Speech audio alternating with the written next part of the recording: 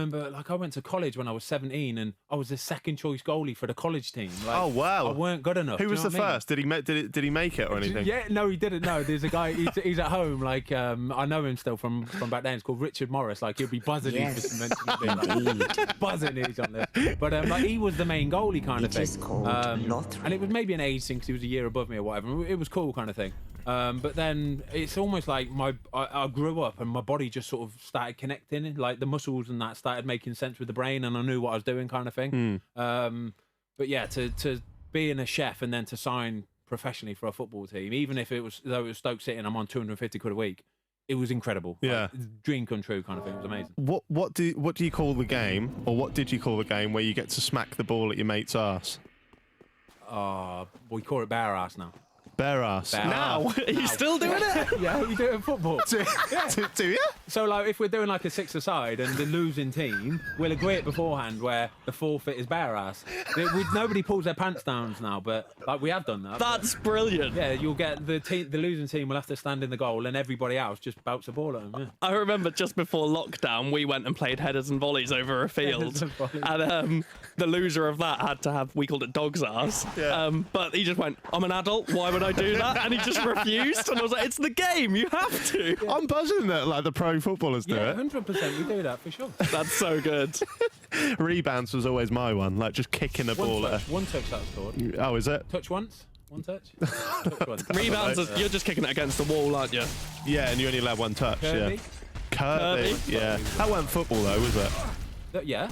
Well, any ball we'd use for that. Like, it'd have to be a big ball, like basketball. But you'd throw it. Yeah, you throw it. Yeah. But he's a goalkeeper. Yeah, that makes sense. So you seem like you've got into this, like into the world of football, kind of by accident. Like it was never like your main goal. Like, but you need to have some kind of discipline, don't you? Whether that's diet or whether, like, people. Who is it? Is it Milner that apparently never drunk alcohol or someone like that? Like, you see all these modern day pros. Were you a disciplined person or? I don't think it was discipline. It was more just being competitive. I was like the most competitive person in the world. Like I've got two older brothers and an older sister, and we would even play I remember playing like Mario Kart with my sister. And she was so fucking good at Mario Kart. It used to piss me off so bad, like smashing controllers and stuff. But I would genuinely like wait till she weren't out, and I would practice so hard just to try and learn every little move of power sliding around the corner and all that kind of stuff, just so I could beat her. But that's me, like anything, no matter what it is. If I choose to do it, I will try and be the best I can be, like to the minutest detail, just because I'm so competitive. Did you ever beat her? Oh, she's world class. She's world class. Even now. Esports player. I love that it still annoys you. We go around mum and dad's house and they've got all the GameCubes, because we've got loads of like grandkids and all that kind of stuff, and they've got like 2 or 3 GameCubes still, like, and Mario Kart. We always get the Mario Kart and we'll play, and my brother's wicked as well. Did you just say you've got loads of grandkids? No, not me. They have, obviously. So my kids and then her kids. Right. We'll all go around and kind of thing for Sunday dinner or whatever, and we'll always get it out for sure, like kind of thing, and play. And she's still wicked loud. Like she hasn't played for like months or whatever, but it's like natural talent. I love that you use the grandkids as the excuse for those consoles, but you're the ones. Anyway. Yeah. And you know when Ben says they have a Sunday roast, you know it's probably not a Sunday. Like could literally be any day. Let's talk about we're talking about discipline and stuff like that, and obviously diet is a big thing with footballers. Talk to us about your obsession with tomato ketchup. I don't see the problem. I don't see what the issue is. I'll put ketchup on anything, everything pretty much, apart from a Sunday dinner. I won't put it on a Sunday dinner. No, that's sacrilege. That. But I will put it on pretty much everything else, and that's just the way it is. So do you genuinely mean that? Like, would you genuinely mean that? Like, I had an omelette for breakfast this morning, and we're not allowed ketchup in the thing, but I've got a little stash. You have your own stash of ketchup. So I'll have to go in the kitchen, put a little bit on quickly, and then bring it out, and I have to kind of hide it from the like physios and all that kind of stuff. But it's fine. You're just admitting it on air. You ain't going to tell me to stop. I'm 37 years old. Stop putting ketchup on your thing. Come on. Do you reckon that? Did you ever play with Gabriel Heinz? Heinz? Yeah, I think. Is that where that came from? Then? Yeah, that was his joke on the way up. And I said, I'm not saying that. You have the record for the most Premier League saves. Did you know that? Of course you know. That. Do you know how many saves that is? I don't know, it's 1,000 something. 1,000. Pretending you don't know the actual number. No, honestly, I swear I don't. Have a guess. 1276 or something. It's not far off. You're 102 off. 1178. Yeah. Okay, yeah. How does that make you feel? It's great, like it's lovely, but do you know that I've also let the most goals in Premier League history? Have you? So you can make stats look however you want to look. Like, it is what it is, isn't it? Like, it's fine. You don't need to tell people that part. No, I don't. Again, it doesn't bother me. Like it is what it is, isn't it? It's like not an embarrassing thing or like I'm ashamed. It's cool that I've done that, and it's always something to show the kids and whatever. But you know, I'm not too fussed. Can I just say, it's so refreshing what a normal like person you are. Like, because as I say, like, I don't want to cunt all footballers off, but like some of them are so stuck up where you're just coming on here and just cracking up. I think it's an age thing. Once you get a bit older, you learn to just be happy who you are, comfortable who you are, kind of thing. I think footballers sort of still in the game, still in the motion of it all. They've still got this sort of, they need to project that they are this certain way, kind of thing. Like I say, it is changing, and it doesn't always need to be. And I think a lot of the modern footballers coming through now, like we were talking earlier, Declan Rice, Mason Mount, all these kind of guys, James Maddison. Like, if you watch a James Maddison interview, honestly, how good is it? It's like, but this is the generation that's growing up. They're growing up with YouTube and all that kind of stuff. They know how it works now to interact with people. And you need to have an online sort of presence now, don't you? Yeah, that's the next step. I think. I might be wrong here, but I think the way in which the world's going, I think a lot of that started with Gareth Southgate in the England squad during the World Cup last time, because we saw all those memes of like Harry Maguire like leaning on the fence and that. Like, it is good. The unicorn in the pool. It is. It's so good. And as I've mentioned, we are going to be speaking about your YouTube channel in depth at the end. But you mentioned letting in the most amount of Premier League goals, which is a class stat, to be fair. What's the best goal ever scored against you, do you think? It's tough, but somebody asked me this question the other week, and it was Xavi Alonso, the Liverpool player. Yeah. Lovely player, like beautiful player kind of thing. And I remember he belted one in from about 30 odd yards, and it was no joke, about 15 odd years ago or something. But I still remember going for it and diving. And I know I'm not saving it. As a goalie, if somebody hits one and you know it's in, you know it's in. You just know for sure. But you have to go for it, because on Match of the Day, you're going to look a dickhead if you don't. So you have to go for it and show him. Look, I was trying, honestly. I was trying my but it's just the way it goes. I remember him kicking it, and I remember him. The beauty of it was that just before he kicked it, he looked up at the goal. And it's the minutest little thing, but I saw him look at the top freaking corner, yeah? Really? And I thought, you're trying to put it there, so I'll preempt this, so I'll take a step before he's even kicked it. So I took a step, and still, he put it in the top corner. And I remember thinking, that's outrageous. That's outrageous. Fucking hell. The level was just, Oh, mate. I think, would you agree, being a goalie is probably the hardest position on the... For sure. It's the one position where you have to be the most mentally stable and strong, for sure. Like, outfield players is huge, but a lot of it's off the cuff with outfield players. They're constantly involved in the game, constantly doing stuff where they haven't got time to think about it. It's just natural, do you know what I mean? But with goalkeepers, you are just inside your head for 95, 96 minutes every single game, where I could make a mistake in the first minute of a game, and I know I've got 89 minutes thinking, and you've got to get out of your head. You've got to be thinking, I'm not a bad goalie. Do you know what I mean? But I know for a fact there are a lot of goalies out there that will go into every single game thinking, just don't mess up, and it's a horrible way to be, honestly. It's a horrible way. I don't think I'd have the mental sort of like capacity to put a mistake out. Like when I was a kid, and it's a much different level then. But when I was a kid, I was playing Sunday League football, and I scored an own goal from about 20 yards out. Went to pass it back to the keeper, but lobbed him, and I cried and walked off the pitch. And I was, what? I cried during a game as well. Fair play. Team beta males. How old were you here, by the way? Mine was a couple of weeks ago. 17, yeah. I would have been... When did I was a goalkeeper as well in year 7. Goalkeeper? Yeah. Goalkeeper. I was proper goalkeeper. Year 7, got player of the season as well. Yeah. But the first game of the whole season. Can I just say, he's made the most saves in Premier League history. He don't give a shit about it. He didn't make the most saves at Wenson Middle School. That's all I'm saying. But yeah, the first goal went past me. I should have saved it, and I just cried on the pitch. And then I had to stand there for the rest of the game going, please, someone save me up there. And then my mate scored a hat-trick, and I was like, what a legend. Yeah, because now I'm irrelevant. Yeah.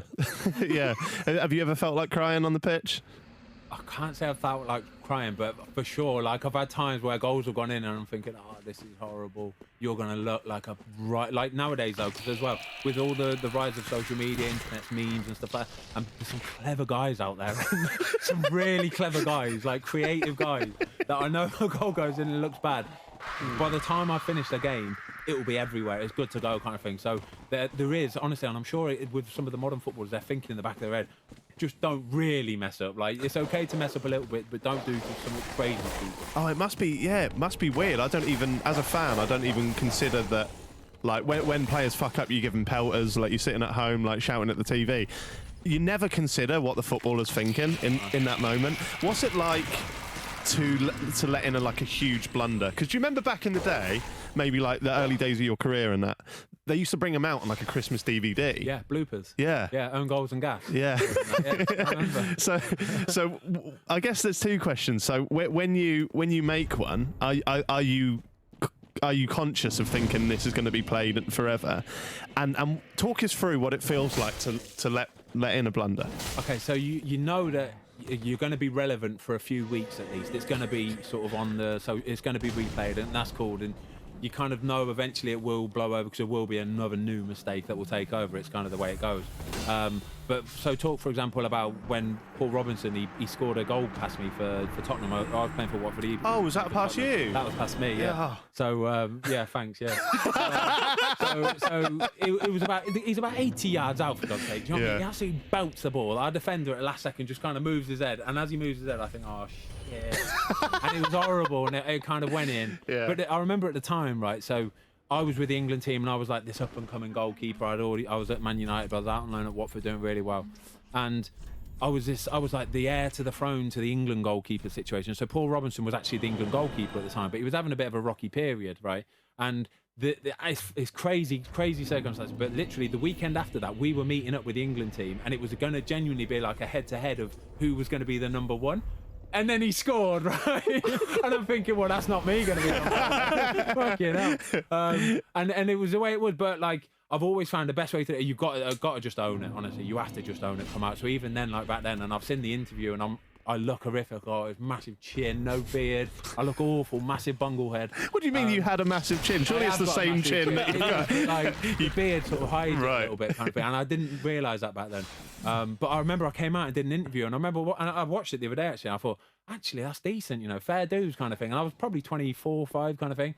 And it's a decent little interview. I've just coming out and owning it. I'm going, yeah, I don't know what I was doing, to be honest with you, blah, blah, blah. So as long as you own it, like, and even if people try and take the piss out of you, it is what it is. I'm not trying to make a mistake. And I say it to all the young kids as well. You ain't trying to make a mistake. Do you know what I mean? You're not going out to sabotage your team or do it on purpose. It's just that thing, it happens sometimes. But for goalies, it always looks a bit worse. Did he celebrate? A little bit, nothing major. He kind of just sort of stood there, put his hand up, and everybody ran and jumped on him, kind of thing, which is understandable. Do you know what I mean? It was 80 yards out. Yeah, because there's this I think you spoke about this on the Crouchy one, or it might have been Schmeichel actually, but the goalkeepers union. Yeah. What is that? Is that a real thing? I imagine that's kind of like the magic circle. Like, yeah, we can't really talk about it. No, it's just that because like as goalies, we spend so much more time together than what we do with the outfield players. So when we go out for training in the morning, we'll all go out together, but the goalies will go together for maybe 40 minutes, half an hour, 40 minutes sort of thing. So you need to kind of get on with your goalies. It's important that you get on with your goalies and have a good relationship because you spend a lot more time with them. What, even goalies at like other clubs and stuff? Or? Exactly that. Yeah. And you've always got something to talk about. You know what I mean? Whether it's the new latex. We don't talk about gloves and stuff, I promise you. But you do. You always and like I said earlier about most goalies, I'm not joking, they're a little bit more settled and level-headed and laid back. Most goalies will be of the same ilk, where they're a bit more laid back and calm, and do you know what I mean? And like in the changing rooms and stuff like that, goalies are the kind of like the glue, like always waffling, always just sort of listening to people and chipping in and all that kind of stuff. So we just find you've got some common ground to talk to them about stuff. So if you go out for Watford next week and you score a goal, are you celebrating? What, passive a goalkeeper? Yeah. 100%. So you've just torn up the rule book. Klinsmann dive into my camera, my GoPro in the back of the goal. 100% I'm Klinsmann diving into it. I'm picking it up in the game. I'll have everybody running. I'm going, come on. Would you actually do that? 100% I'm doing that. It'd be amazing. Like the full Mario Balotelli celebration. How good would that be, though? I so want you to score. I am now no longer a West Ham fan. I'm a Ben Foster fan. That's think of the views on that. Oh, it'd be incredible. Let's say end of the last game of the season, yeah, Watford, wherever they may be in the table, they can't go up a place, they can't go down a place. Watford get a pano. Oh man, Will the lads let you take it? 100% they let me take it. And you will? For sure. They would definitely let me take it. They would make me take it, honestly, just for the content. Just for the You banter. haven't scored yet, have you? No, never scored, no. It would be wicked, wouldn't it? How good would that be? I'm just thinking about that now, and I can imagine the YouTube clip, right? So if this happens, right, in your video on the Cycling GK, you have this conversation, right? You play this clip, you play you talking about it, then it goes 4 months later, someone goes down, gets the penalty, you step up. Even if we're like 5-0 up in a game or something, if we get a penalty, surely I've got to be going. We were speaking about this on the way up. Say you are 5-0 up, but it's like a normal league game in terms of everything to play for. Is it disrespectful to let the... Yeah, that's the only thing. Like, I think it's kind of like a fine line. You don't want to... It's almost like taking the piss a little bit. And I've got to understand... Like, for me personally, I've got to understand that football still is the most important thing. Football is the most important thing. And the camera is great and all that, but it can't kind of be the main story. Do you know what I mean? Yeah. So like the Swansea goal, for example, where the guy comes over and he celebrates in front of the camera. That kind of took over as the main story of that game. And we lost the game 2-1.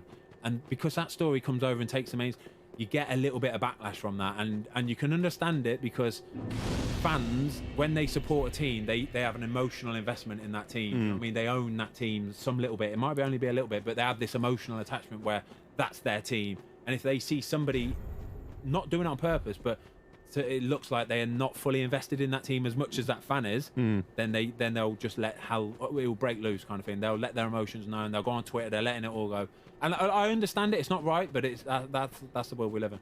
That's interesting to hear. We're going to talk about that celebration a bit later on into your GoPro, because that did good numbers, didn't it? Everyone was excited for that when I see that happens. But yeah, we spoke about your blunders. What's your greatest save of all time? Greatest save of all time, it will be at Anfield. I was playing for West Brom, and it was a penalty at the Kop end. Steven Gerrard took it. It was down to my left, sort of thing. It was a good save. It's not the best save I've ever made, but it was a good save for the moment in time. It was a 0-0 at the time. It was 65th minute or so. We went on to win the game 2-0. But the beauty of it all was, like, because nowadays we look at all the set pieces of the opposition team. So whoever we're playing, we'll look at penalties, we'll look at corners, free kicks, where they might put it. You'll get the last 10 penalty takers. So for Liverpool, example, it was Steven Gerrard. Like, he always took their penalties. And literally the list said, like, his last 7 went to my right, and the one before that went to my left. Yeah. So the goalie coach, everybody's going to your right. You know what I mean? He always goes to his right. And I was thinking, well, I don't know, like. But in the game, like, he'll always say, like, just go where you gut, though. You know what I mean? Just go where you gut. So I thought, sod it, I'm going to go to my left anyway. And he did. He put it down to my left and managed to save it. But I think just for the moment of the game, it was kind of, because it was 0-0, we went on to win 2-0. That was pretty sweet. And Kop end, Gerrard, all that kind of stuff. That's class. That's the stuff of dreams, that. Yeah.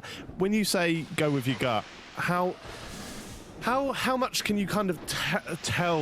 Is there tells? Massive tells. Is there? Huge tells, yeah. Huge Like tells. what? If you... Like, there is actually a video on the channel where it's a Blackburn game. Is that where you save a penalty and then you speak to him at the... Yeah. So I say it to him at the end, but literally of all the penalties that he took, there's one movement he did where he took a little shuffle to his left and then ran up, and he put it to the goalkeeper's left, and everyone else, he just ran up to it and put it to the right. So straight away we were all sitting there, all the goalies. So the goalie's just literally sitting there watching the video. And straight away we've gone, oh, he takes a shuffle, he's going to go. And yeah, that's what it is, kind of thing. So when he came up, he did that little shuffle, and I thought, boom, here we go, we're in, sort of thing. And he can still score if he puts it in the top corner or right in the bottom corner. You ain't saving it, but thankfully it was a nice height and I saved it, kind of thing. But there's massive towels, huge towels you can pick up. Even if it's the way, honestly, it's so subtle, but they might put the ball down and angle the Nike tick. Seriously, I'm not even bantering. They will angle the Nike tick a certain way because it's like on a golf ball, you know, that golfers draw that line. Yeah. They'll do that, and it's like a mental thing from if the line's pointing there, it's gonna go there. That's what they think, honestly. Fucking hell. I know. We've seen like mad stuff throughout the recent years. Like there was some goalie had, like, in the World Cup, had all the answers in his sock and stuff like that. Water bottle. Cool water bottle. Yeah. What's your go-to? If it's a penalty shootout, I think a lot of goalkeepers will do. They won't take a note out with them and stuff. They'll just look at the goalie coach. The goalie coach will have pretty much every player that might take a penalty, and he'll have left or right, and it'll be predetermined before the game. So he'll have that list ready to go, kind of thing. So you will look at the goalie coach, and he might just do a right hand or a left hand kind of thing. Oh. But, again, you have to still go where you go. Yeah. I mean, if you pick up a few little towels that tell you you're going to go to my right or to my left, you have to go with that as well. Fair play. What's it? Have you been in many penalty shootouts in your career? Yeah, a few, yeah. What are they like to be? As a goalie, it's sweet. You can't lose, really. You can't lose, honestly, because there's no pressure on you as a goalkeeper at that point, because they're 12 yards out. They should score. Do you know what I mean? They should be scoring every single time. And if you make a save, world class. You're a hero, yeah. You're a hero, yeah. Yeah, I guess it's kind of everything to win, not too much There's to. a lot more pressure on the penalty taker. They should score, and they do. I think like 70% of the time they score and whatever. But yeah, as a goalie, it's sweet pressure off time. This just comes to my head right now. But as a West Ham fan, I don't know if you'll remember, but Adrian against Everton in the FA Cup. Yeah. Do you know what I'm going to say? His gloves off. Yeah. Do you know about this, Stevie? Yeah, I've seen that before. I didn't know it was allowed. Well, so for anyone who doesn't, Hold on. England as well. Has it happened? Yeah. Portugal. The Portuguese guy, I can't remember his name. Oh, Ricardo. Yeah, he took boom, it off. Exactly the same. He took his while he was saving them. Because that was when he was at. He saved them with his gloves off. Yeah, What? he was Yeah. at United at the time, wasn't he? Ricardo. I can't Because I remember remember, getting really annoyed at it, going, Yeah, "What a what are you doing?" prick! Why is he taking his gloves off? How's he He made a allowed?" point of pulling them off and chucked them down. And Darius Vassell was watching this thinking, "What on earth?" And then he went and missed. He That's went and really saved it. thrown him off, hasn't Yeah. it? I never knew that. Yeah, class. Nah, I never knew that. I was referring to Adrian. There'd been so many penalties, and I think it was like 13-13, Yeah. and then he had to step up to take potentially the winning. I think it was against Robles or something. Yeah, and, it was Everton. Yeah, it was, and he threw his gloves down as he was running up to take it. Do you rate that or do you hate that? Nah, I kind of hate that. I think. I don't like that. Yeah, Like that. what is it? Is it a bit? That's a bit showy. That's a bit like, look at me kind of thing. Is it? Yeah, I don't like that. Is it disrespectful to the other keeper as well? It is exactly that. Yeah. But that's kind of what a penalty shootout's about, isn't it? Like, who's got the medal, like you or the other one? I think, yeah, but it's still like, I think you still need to just be professional about it. Just do the job. Like, you are expected to put the ball in the back of the net. Just get the ball put in the back of the net. Don't dink it or chip it or Panenka and all that crap. Just drill the ball as hard as you can. The best way of scoring a penalty, drill it as hard as you can, because even if it's like Troy Deeney does for us, he levers it. Like the goalie has not got the reaction time to be able to save the thing. Yeah, fair. I think we were speaking about the mental strength that goalies have to have. I was privileged enough to interview David James the other day, and he was talking about. And as I said to you before we came on, you weren't in it at the time, Stevie, but Ben said the exact same thing that David James said. He said that when you're a keeper, you stood in the same place the whole time.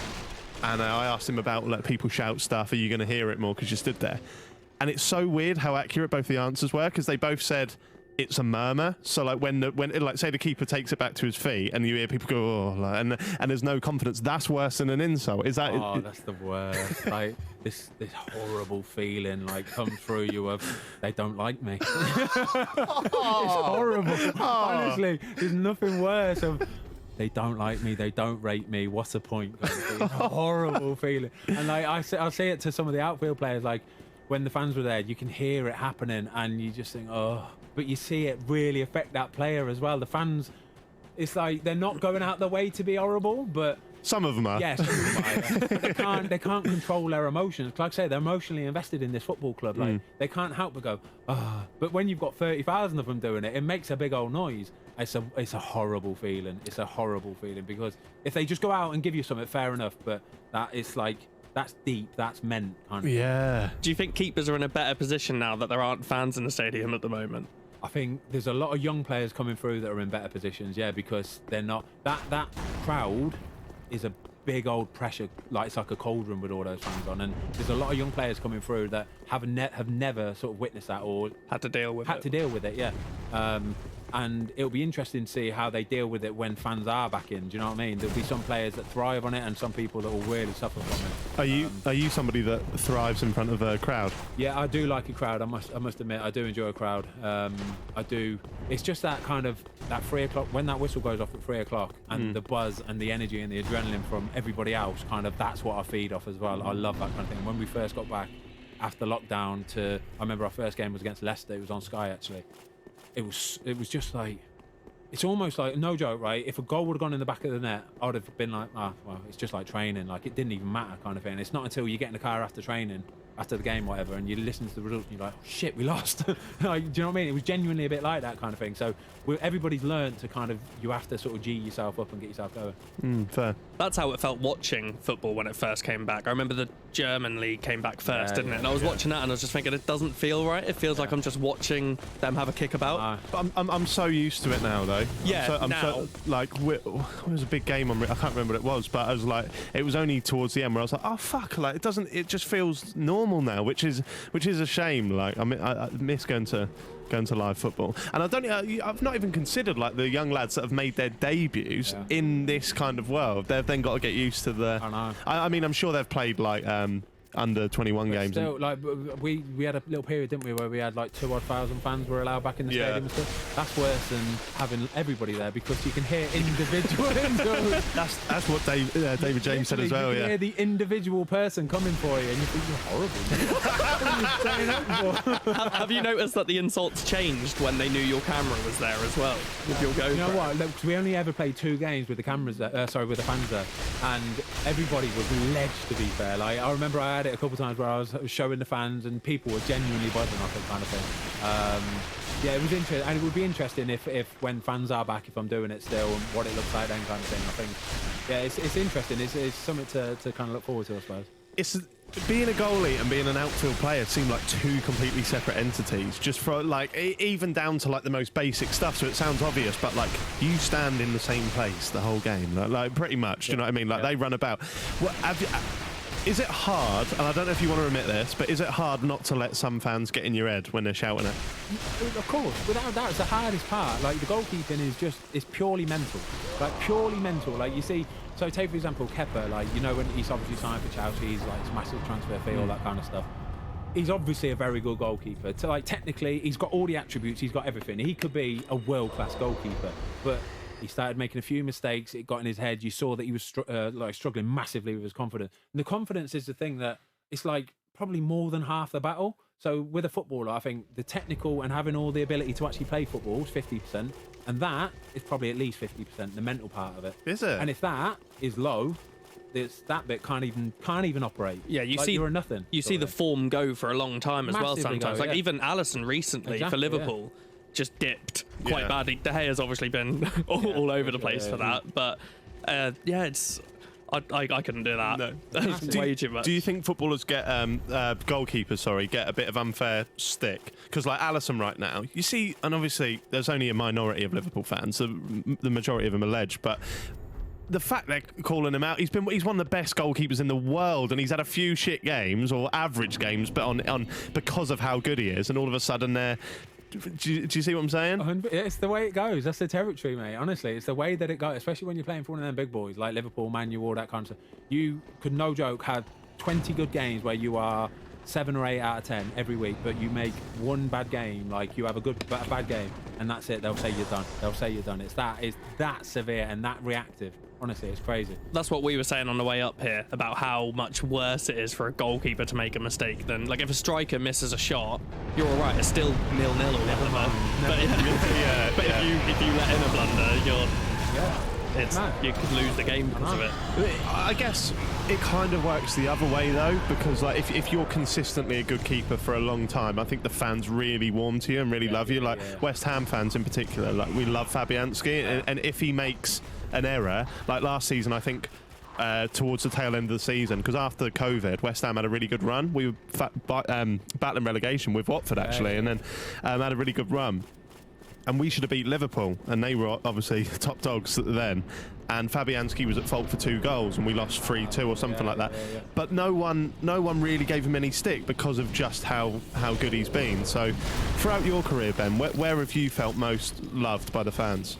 I'd probably say I wouldn't say just necessarily one place, but probably the last 5 or 6 years, sort of thing. Not until I sort of turned 30, where, like I say, I just got genuinely just happy with who I was as a person. I knew what I could and couldn't do as a goalkeeper. I knew like my limitations, capabilities, all that kind of stuff. And I just worked within them 2 parameters. You know what I mean? And I was always happy to come out and own it if I messed up or made a mistake. So definitely West Brom, definitely Watford. But like I say, you just got to just be comfortable where you are and own it. You're going to make mistakes. Every player, goalkeeper, outfield, whatever, you're going to make mistakes. We're not trying to make mistakes. That's class. I think if there's any any youngsters out there that have got a bit about them and they want to get into it, that's some top advice. Now, Ben, I want to ask you some very cliche questions. You've probably been asked these 100 times in your career, but this is my chance to ask them. So, who's the best striker you've ever played against? Ever played against? Maybe Didier Drogba. Maybe, yeah. Back in the day when he was in his pomp. Heavy striker.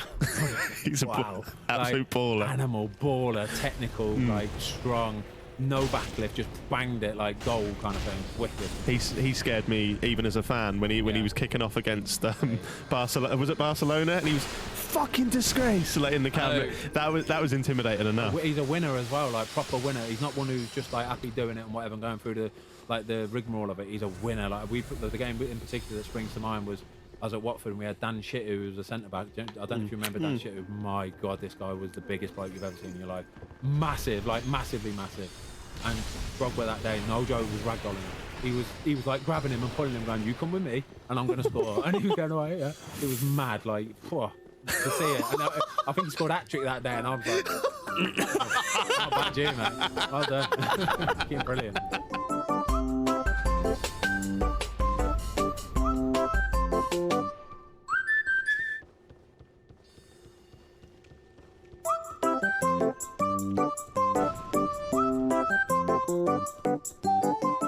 Is there sometimes like, I think you answered actually, but when they have a shot, like if he hits this, yeah. Yeah, like for sure, like you have to go for it though. You have to, and it's a grind as well. Cause you think, oh, for God's sake, but you're going and you're thinking, just make it look like you're trying as hard as you can, which you are. But you do know, if something's going in or not. Goalies know if it's hitting the post.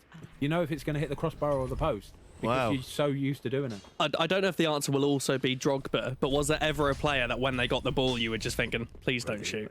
What, for the pure power? Like the power could just be like, please. Gareth Bale. Because when I remember playing him when he was at Tottenham and like fully in his pomp kind of thing, he could lever it from 40, 50 yards, and he was one of them who did all the movement stuff, up, down, left, right, blah, blah, blah. And genuinely, 50 yards from goal, I was thinking, please don't shoot. Please don't shoot. Please don't shoot. At least if he's 20 yards out, and it goes in, he's 20 yards out. But at 50 yards out, if he hit it cleanly enough, it would worry me so badly because of the movement. Wow. He can put that much movement on it. And we saw that in the Champions League final against... no, it was against... Karius. Yeah, it was Karius, wasn't it? Yeah. How did that make you feel? Because that kind of upset me in a way as a fan. Like, of course, there's a little bit of enjoyment when a rival team or someone like Liverpool, who are so good, when there's a fuck up, you get a little bit of a dopamine hit. But when you see two mistakes and it's all on kind of one play, and when you see him get upset at the end, like I did empathise with him as a fan. You as a goalie, it's horrible. Yeah, horrible. Because I know exactly what he's going to feel. That would be. Like, for the rest of his life, that will be the biggest moment of his football career. Do you know what I mean? That's what he'll be remembered for, and it's horrible. It's absolutely horrible. And he'd been on fire as well all the way through Champions League semi-final, quarter-final, playing in the league. He'd done really well.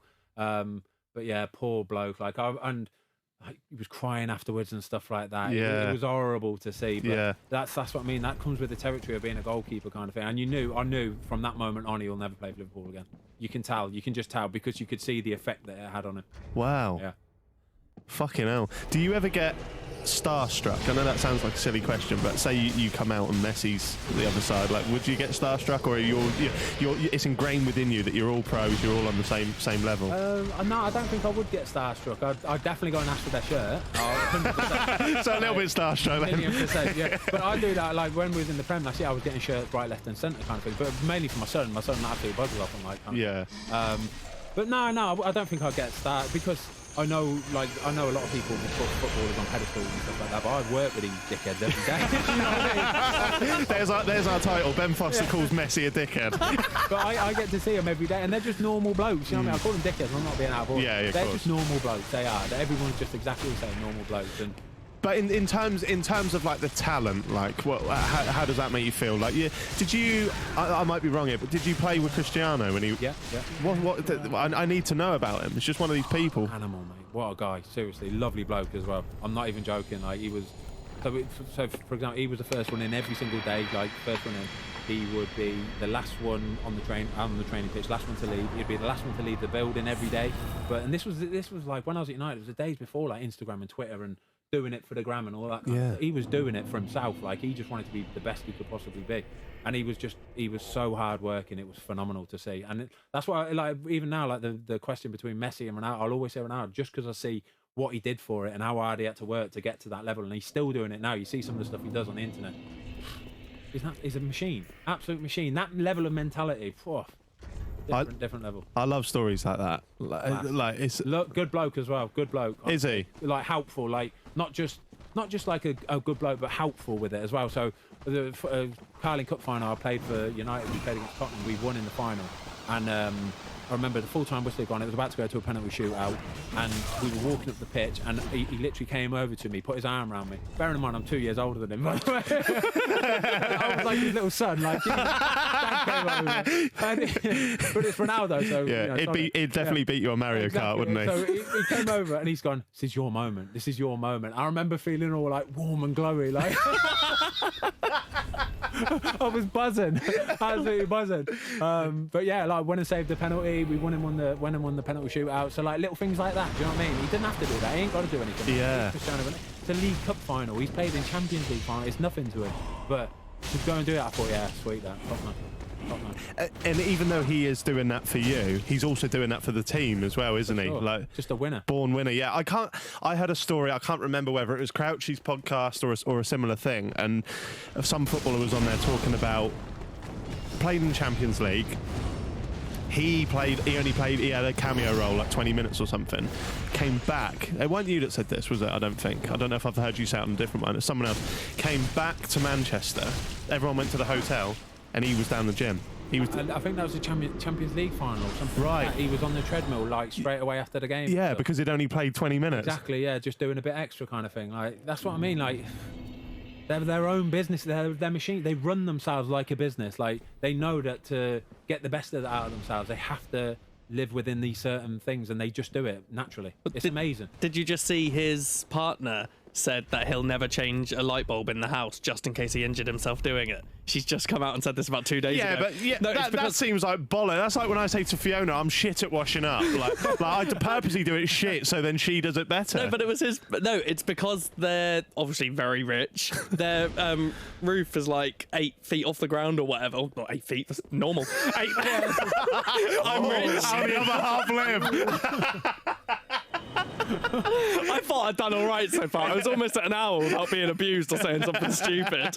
About 8 meters off the ground. Yeah, so obviously, it's a high roof. It's a high roof. Yeah. It's a high roof. Ben, do you want a job, mate? Because he's getting the boot. Basically, he doesn't change his own light bulb out of fear of being injured. That's your story, yeah. That's your story. I don't know why you would know this, but there's I don't know if you've ever seen this story going around online about Ronaldo, about when he joined United and the thing with Scholesy. Do you know about this? Oh, the tree one. Is that bullshit? It's probably true, mate. Scholesy was the best you've seen. Honestly, he's the best. He's the best player. So for anyone who doesn't know, we were talking about this on the way up. Yeah. Ronaldo's apparently joined United, and he's back then he was very flicks and tricks, wasn't he? We've seen a lot less of that, like as he's progressed, but. He's like doing all these skills, and Scholes, who's very like the simple man, but the best at the simple stuff. He's taken him aside, and he's not impressed by the skills. So he's just seen a tree like 30 yards in front, and he's just pelted the ball right at it. And you reckon that's true? Yeah, 100% is true. Like I'll tell you a quick story now that will just emphasise that point. Like so, when I first signed for United, it was literally one of my first training sessions, first few days, and I was with the goalie. Tony Coates was the goalie coach, and we were just sort of like taking it in turns, getting some volleys, getting warmed up, all this kind of stuff. And I'm taking a moment to just watch the lads outfield training kind of thing, watching all these big boys in action, you know, Ferdinand, Rooney, friggin' Vidic, Ronaldo, Scholes, Giggs, all the bad boys kind of thing. And somebody played a ball over towards Scholes, and on the half volley, without breaking stride, anything, just did half volley. The ball was travelling to him, by the way. Half volley, straight out to the wing. And I remember watching it, and I don't know how I said it, but I must have gone, oh my God. Like, just said it involuntarily kind of thing. And Tony Coates, who's levering these balls to the goalie, just sort of went, who was it, Scholesy? And that's what it was, because that for Scholesy was just run of the mill. He did that every day in training. So he's not even seen it, and just off your reaction. But he knew who it was. He knew what it would have been, and it was just. And I was like, yeah. And he was going, Just wait, mate. Just wait. Wow. Wow. Really? Yeah. I love that. I think we're going to know the answer to this, but I think we have to ask it because we've tweeted about it as well. Scholes, Gerrard, Lampard. Yeah, it's and that's not. But the order is not belittling anyone because I've played with all of them and they are. Oh, is that your if you had to So it'd choose be Scholes, Gerrard, Lampard, is what I'd go. We got a lot of stick online when I think I put it up saying Scholes would be better than the other two by a long shot. I love Scholes. I've got no affiliation with Man United whatsoever. I've never really liked them as a team, but Scholes was just different gravy. Like I say, I played with the others at England and they were just phenomenal. Like different. Oh, they're all different sort of players.